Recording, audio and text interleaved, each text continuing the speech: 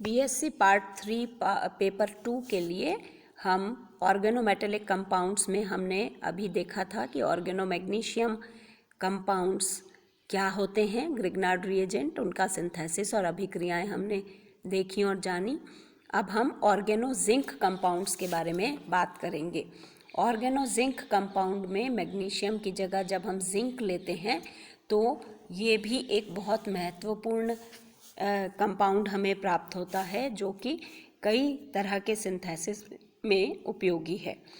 तो इसको बनाते कैसे हैं, इनकी प्रिपरेशन कैसे होती है, उसके लिए जो अभिक्रिया हम यहाँ देख सकते हैं C2H5I यानी हैलाइड, कोई भी एल्किल हैलाइड की जब जिंक से अभिक्रिया करवाई जाती है नाइट्रोजन गैस के एटमॉस्फेयर में, न्यूट्रल नाइट्रोजन गैस का एटमॉस्फेयर वहाँ पर होना चाहिए, तो हमें यहाँ पर C2H5ZnI मिलता है जो कि आगे हीट करने पर C2H5 होल ट्वाइस Zn यानी इथाइल डाई एल्किल जिंक, ये कंपाउंड हमें प्राप्त होता है, प्लस ZnI2 मॉलिक्यूल निकल जाता है।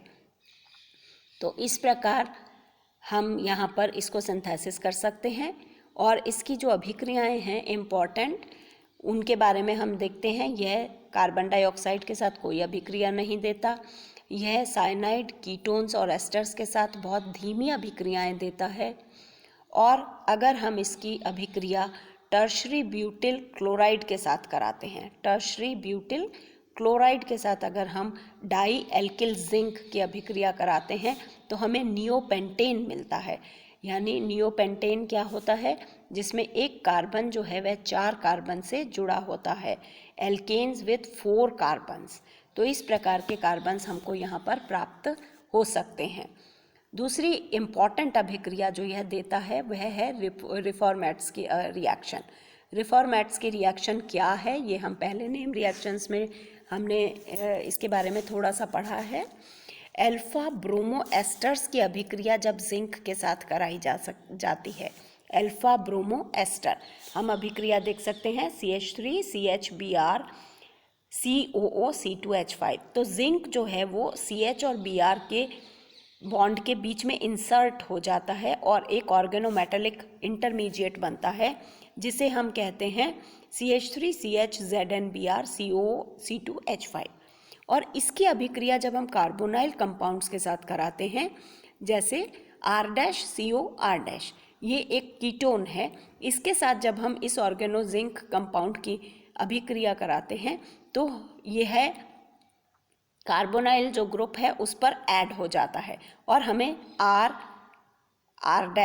CO ZnBr और CH COO C2H5 CH3, यह एक कंपाउंड हमें यहाँ पर प्राप्त होता है, जिसका फर्दर जब हम हाइड्रोलिसिस कराते हैं, फर्दर हाइड्रोलिसिस कराने पर हमें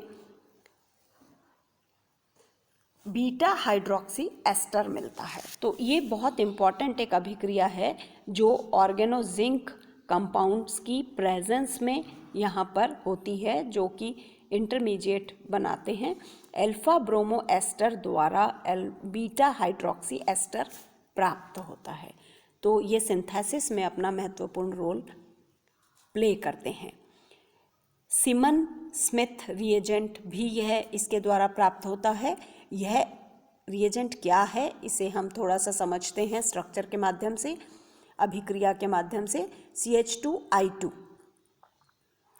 die iodo methane plus zinc and copper couple, ये जो हमारे पास युग्म है, जिंक कॉपर का जो युग्म है, इसको ईथर मीडियम के अंदर अगर हम दोनों की अभिक्रिया कराते हैं तो हमारे पास एक कंपाउंड आता है जो कि ICH2ZnI प्लस कॉपर, कॉपर वहाँ से निकल जाता है और ऑर्गेनोमेटेलिक हैलाइड बनता है, ऑर्गेनोमेटेलिक हैलाइड। तो यहाँ पर एक मीथेन यानी मिथिलीन ग्रुप है जिसकी एक तरफ आयोडीन है, दूसरी तरफ जिंक है और जिंक के पास एक आयोडीन है। तो ये जो एक कंपाउंड होता है ये बहुत महत्वपूर्ण रिएजेंट कहलाता है, जिसको हम सिमन स्मिथ रिएजेंट कहते हैं, और यह हमें साइक्लोप्रोपेन के सिंथेसिस में काम आता है। साइक्लोप्रोपेन जब हम किसी एल्कीन से बनाते हैं तो एल्कीन पर सिस एडिशन होता है और यह सिस एडिशन स्टीरियोस्पेसिफिक होता है। तो एल्कीन पर किए गए स्टीरियोस्पेसिफिक सिस एडिशन के द्वारा बहुत अच्छी यील्ड में हमें साइक्लोप्रोपेन प्राप्त होती है, जिसमें साइमन स्मिथ रिएजेंट काम में आता है और यही इसकी इम्पॉर्टेंट एप्लीकेशन भी है। ऑर्गेनोलिथियम कंपाउंड्स के बारे में भी हम थोड़ा सा जानते हैं। ऑर्गेनोलिथियम कंपाउंड्स भी इम्पॉर्टेंट कंपाउंड्स हैं जिनके सिंथेसिस, इनकी अभिक्रियाएं और इनकी केमिकल रिएक्शंस ये हमें ज्ञात होनी चाहिए, पढ़ना है हमें और इनको लिखकर याद करना है। सिंथेसिस सिंपल है इसका, बहुत हाईली रिएक्टिव होता है लिथियम, इसलिए जब हम किसी भी एल्किल हैलाइड की अभिक्रिया लिथियम से कराते हैं तो हमें लिथियम ऑर्गेनोलिथियम कंपाउंड्स प्राप्त हो जाते हैं। एक्सचेंज रिएक्शंस के द्वारा हम इसके एल्किल ग्रुप को एक्सचेंज कर सकते हैं, यानी अगर C4H9 lithium normal butyl lithium ये एक कंपाउंड अगर हम इसकी अभिक्रिया आयरन कंटेनिंग एल्किल उससे कराते हैं तो C5H5 होल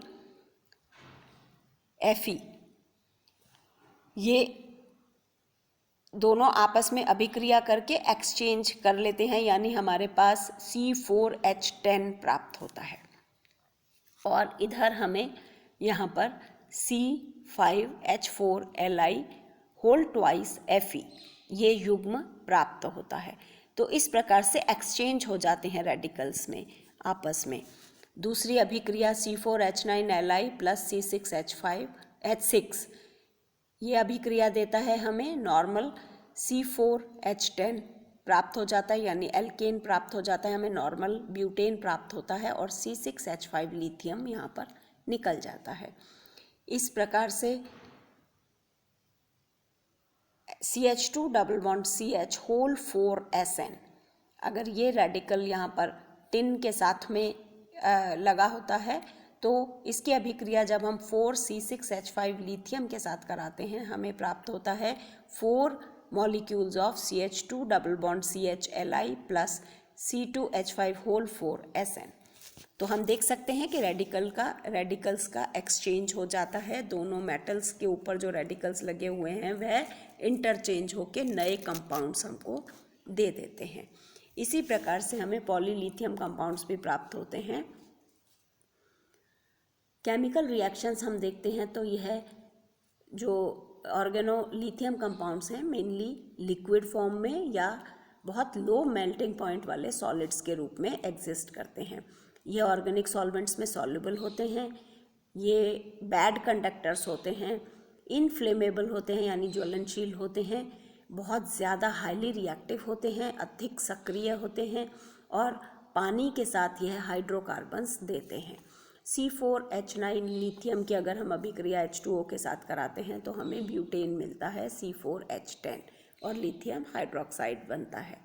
हैलोजन के साथ में ये हैलाइड्स देते हैं। हम देख सकते हैं एसिड्स के साथ भी ये रिएक्शन करते हैं और हैलाइड्स ये एल्केन्स देते हैं हमें।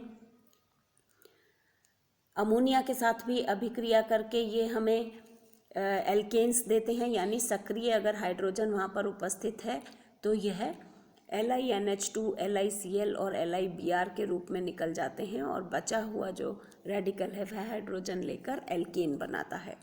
RLiCO2 तो यहाँ पर जो CO2 है वह इंसर्ट हो जाता है R और Li के बीच में और हम देख सकते हैं यहाँ पर हमें एसिड्स मिलते हैं और LiOH यहाँ पर निकल जाता है। एल्कोहल्स के साथ भी यह हाइड्रोकार्बन्स बनाता है, हैलाइड्स के साथ भी यह हाइड्रोकार्बन्स बनाता है। तो इस प्रकार अलग अलग मॉलिक्यूल्स के साथ में इसकी मेन रिएक्शन जब ये हाइड्रोकार्बन देते हैं क्योंकि बहुत ज़्यादा रिएक्टिव होते हैं। स्ट्रक्चर्स जो हैं वो इसके इम्पॉर्टेंट हैं कि यह एसोसिएटेड फॉर्म में रहते हैं और फिर जो एप्लीकेशंस हैं इनकी, कई एल्किल लिथियम जो कंपाउंड्स हैं वह इथिलीन के पॉलीमराइजेशन में कैटलिस्ट की तरह से काम में आते हैं। ब्यूटाइल लिथियम और टाइटेनियम क्लोराइड टेट्राक्लोरो टाइटेनियम को ब्यूटिलीन के पॉलीमराइजेशन में कैटालिस्ट की तरह से यूज़ में लेते हैं हम। वाइनिल क्लोराइड में वाइनिल क्लोराइड के अत्यंत क्रिस्टलीय बहुलक का निर्माण भी ब्यूटिल लिथियम उत्प्रेरक की उपस्थिति में होता है। इस प्रकार से बहुत सारी एप्लीकेशंस हैं इनकी, और इसीलिए ये ऑर्गेनोमेटेलिक कंपाउंड्स बहुत इम्पॉर्टेंट कंपाउंड्स हैं।